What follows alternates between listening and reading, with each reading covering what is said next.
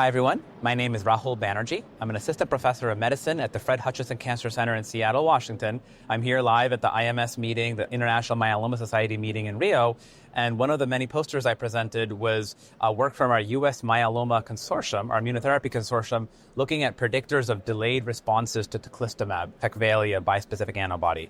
So first, a little bit about the consortium. I think it's really important that we combine our resources together. As many of you know, physicians are often not very good at working together on research projects, collaborating, sharing data. We're trying to change that with the U.S. Multiple Myeloma Immunotherapy Consortium. Dr. Hansen at Moffitt, Dr. Sidana at Stanford, and Dr. Patel at MD Anderson are our leaders for this.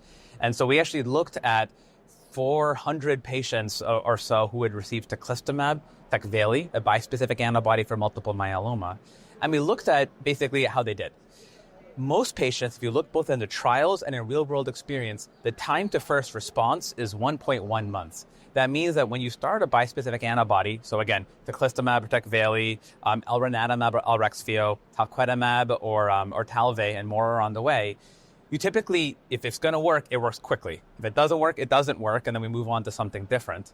I have had patients where we check the labs on cycle 2, day 1, so about a month in, and the light chains haven't really come down. They haven't come down 50% yet, and we're stuck with this dilemma, kind of like this 80s song, do I stay or do I go? Trying to figure out what to do with these patients because they're impatient, I'm impatient, there's their life on the line here, trying to figure out, do we stay with the bispecific for longer, or do we try to move to something different? And so what we did is we tried to look at predictors of delayed responses. Patients who did not have a response, meaning a 50% reduction in the M spike or light chains, etc., by 1 month, who later went on to have a response at 3 months. And in brief, we found that patients who had a preserved absolute lymphocyte count, an ALC value that was normal, and had CRS, cytokine release syndrome, the fevers that can happen was bispecific, but had to happen early, about half of them actually went on to have a response, versus those who had neither, very few of them went on to have subsequent response.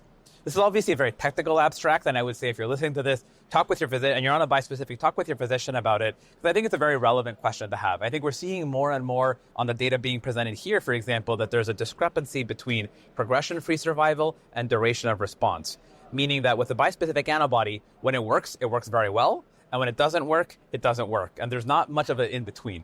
Obviously, we're trying to fix that as a field and make it work for everybody and make it work for longer and longer regardless. But in the absence of that, I would say, if you're watching this video and it's cycle 2, day 1, you're a month into a bispecific antibody and the light chains haven't come down the way that you would like and you're disappointed, very understandable to be disappointed. Talk with your physician, maybe have them take a look at our abstract and they can calculate in your case the risk of having a subsequent response versus should it be time to move on to something different.